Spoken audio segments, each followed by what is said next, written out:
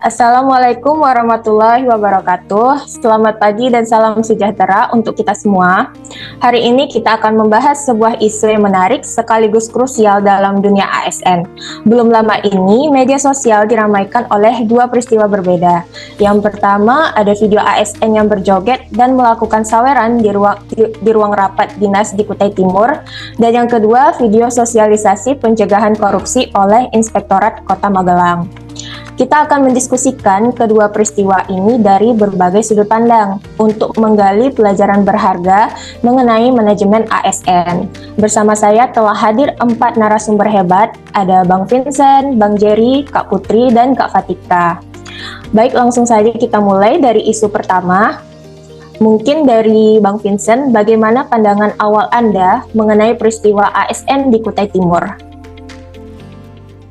Ya, terima kasih Mbak Nina. Menurut saya, kasus ini menyoroti bagaimana kedudukan peran, hak, dan kewajiban ASN bisa tercoreng. Sebagai ASN, kita memiliki kedudukan penting sebagai pelaksana kebijakan, pelayan masyarakat, dan perekat bangsa. Kedudukan ini harus dijaga dalam setiap perilaku, termasuk juga di luar jam kerja. Menggunakan ruang rapat untuk joget dan saweran, meski setelah lembur, sangat tidak mencerminkan sikap profesional dan dapat menurunkan citra ASN di mata publik. Ini jelas melanggar kode etik ASN yang menuntut perilaku santun, menjaga wibawa, dan menghormati fasilitas negara. Begitu, Kak. Baik, terima kasih Bang Vincent. Mungkin lanjut ke Bang Jerry. Apakah ada sepakat bahwa yang menjadi permasalahan di sini adalah kegiatan karaoke yang dilakukan di ruang rapat, di mana kita sama-sama mengetahui bahwa ruang rapat merupakan fasilitas kantor. Nah, bagaimana Anda menjelaskan kode etik seorang ASN dalam menggunakan fasilitas kantor setelah jam kerja? Terima kasih Mbak Nina, itu pertanyaan krusial ya. Kita memang manusia yang berliburan, apalagi setelah lembur. Namun kita harus punya kesadaran bahwa ruang rapat kantor adalah aset negara, simbol kewibawaan dan profesionalisme. Menggunakan untuk hiburan seperti joget dan saweran, bahkan tidak ada orang lain, sama saja dengan merendahkan marwah institusi. ASN harus paham bahwa menjaga citra insting di luar jam kerja, kita harus tetap menjaga perilaku yang sesuai dengan norma dan kode etik ASN, karena kita membawa nama baik pemerintah, seperti itu. Baik, sangat menarik sekali ya Bang Jerry. Lalu bagaimana pandangan masyarakat terhadap ASN pasca peristiwa ini? Mungkin Kak Putri bisa bantu menjelaskan? Terima kasih Kak Nina. Dari kacamata publik, citra ASN itu sangat penting. Masyarakat melihat ASN bukan hanya dari kinerjanya, tetapi juga perilaku sehari-hari.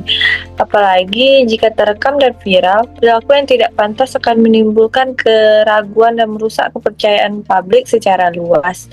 Harapan kita, ASN bisa menjadi contoh yang baik dan mampu menjaga profesionalisme, karena kepercayaan publik terhadap pemerintah juga bergantung pada sikap mereka.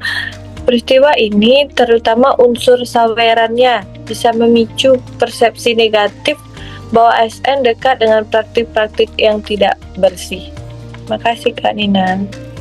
Baik, terima kasih Kak Putri. Mungkin Kak Fatika boleh bantu nih menjelaskan pandangan Anda tentang dampak dari kejadian ini terhadap karir ASN dari perspektif sistem merit. Silahkan Kak. Ya, terima kasih Kak Nina. Ini menarik karena dalam sistem merit, penilaian ASN tidak hanya dilihat dari kinerja formal, tapi juga dari rekam jejak, integritas, dan perilaku. Perilaku yang viral seperti ini dapat menjadi catatan negatif dan mempengaruhi karir, termasuk peluang promosi ataupun mutasi. ASN seharusnya sadar bahwa menjaga profesionalisme dan integritas merupakan bagian dari kinerja yang dinilai dalam sistem merit.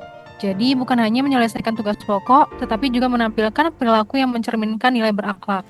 Peristiwa ini menjadi pengingat bahwa integritas adalah nilai yang harus dipegang dimanapun, bukan hanya di... Mungkin begitu, Alina. Baik, terima kasih tanggapannya teman-teman semua. Setelah kita membahas praktik buruk dari manajemen ASN, mari kita beralih ke praktik baik manajemen ASN. Peristiwa kedua yaitu sosialisasi pencegahan pungli oleh Inspektorat Kota Magelang memberikan pelajaran yang sangat berharga. Menurut Bang Vincent, bagaimana mekanisme pengelolaan ASN yang seharusnya dilakukan instansi dalam menyikapi isu integritas seorang ASN? Ya, begini Kak Nina, peristiwa ini adalah contoh mekanisme pengelolaan ASN yang ideal. Pimpinan dan instansi melakukan pembinaan dan sosialisasi secara proaktif, alih-alih menunggu masalah terjadi. Ini adalah bentuk pencegahan, bukan sekedar respons. Budaya kerja yang positif, yang menekankan pada transparansi dan integritas harus diperkuat agar kejadian serupa tidak akan terulang. Begitu, Kak. Menurut Bang Jerry nih, apakah sosialisasi pencegahan pungli oleh Inspektorat Kota Magelang ini dapat merefleksikan penerapan sistem merit? Gimana, Bang?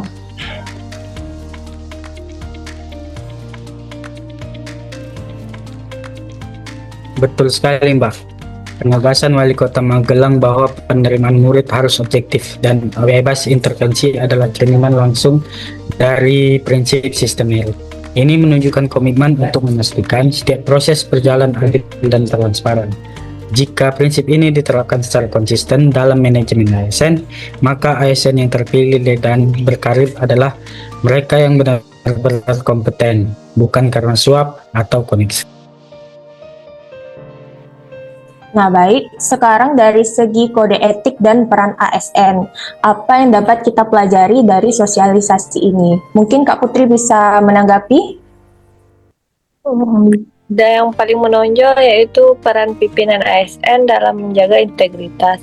Wali Kota Magelang tidak hanya memberikan arahan, tetapi juga langsung hadir berkolaborasi dengan tim cyber pungli. Ini menunjukkan komitmen kuat dan menjadi teladan bagi seluruh ASN dan di bawahnya. Hal yang penting untuk menjaga citra ASN di mata masyarakat. Kasus ini membuktikan bahwa political will dari pimpinan sangat menentukan keberhasilan manajemen ASN. Baik, terima kasih Kak Putri. Nah, Kak Fatika, apa harapan Anda sebagai masyarakat terkait mekanisme pengelolaan ASN terhadap sosialisasi pencegahan pungli oleh Inspektorat Kota Magelang? Harapan saya sederhana agar setiap instansi menegakkan aturan dengan adil dan transparan seperti yang dilakukan di Magelang. ASN yang disiplin dan beretika baik perlu diapresiasi, sedangkan yang melanggar perlu dibina dan diberi sanksi sesuai dengan aturan. Ini penting agar masyarakat percaya bahwa manajemen ASN benar-benar dijalankan secara profesional dan tidak tebang pilih. Kasus Magelang ini juga mengajarkan bahwa membangun budaya integritas butuh proses yang konsisten, tidak bisa instan. Gitu, Kak. Baik, terima kasih kepada seluruh narasumber atas pandangannya yang sangat mencerahkan. Nah, dari diskusi ini kita belajar bahwa ASN harus menjaga kedudukan dan kode etik baik saat jam kerja maupun di luar jam kerja. Karena citra ASN mencerminkan wajah dari pemerintahan kita. Kita juga belajar bahwa sistem merit tidak hanya menilai kinerja tetapi juga integritas. Sehingga ASN perlu bersikap profesional. Dan yang terpenting, mekanisme pengelolaan ASN harus dijalankan melalui pembinaan, pengawasan, dan disiplin yang adil agar kepercayaan publik tetap terjaga. Semoga dari dua peristiwa yang kita bahas hari ini menjadi pelajaran berharga untuk terus meningkatkan profesionalisme dan integritas ASN. Terima kasih, sampai jumpa di diskusi berikutnya.